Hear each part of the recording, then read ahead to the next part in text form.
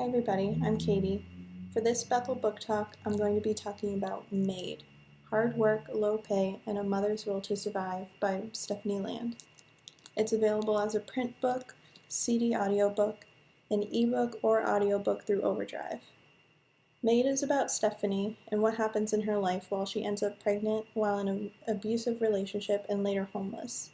She describes how difficult it is finding jobs with decent pay, finding homes for her and her daughter that are long-term and safe to live in, and her relationships with her family and the father of her child. She talks about how easily you can slip below the poverty line, but to climb back up can be a vicious cycle that never seems to have an out. If you work too much, you lose any government aid you receive, but if you don't work enough, you can't afford daycare, and so it goes. Not to mention the stigma that comes along from accepting government aid, which she also touches upon.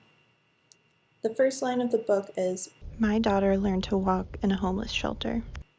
Obviously, this is something that no parent would ever want for their child, but it's still something that happens all the time.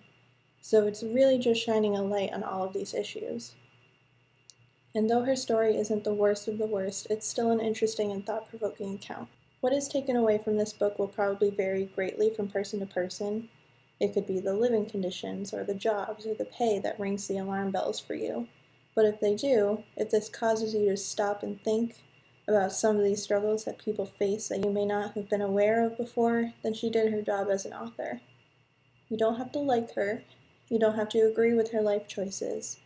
But if you can read this and see the problems she faces and recognize that there are a lot more Stephanie Lands out there, it may get you thinking. It may start some conversations. She is definitely not the worst case scenario, but it is alarming how quickly things spiral.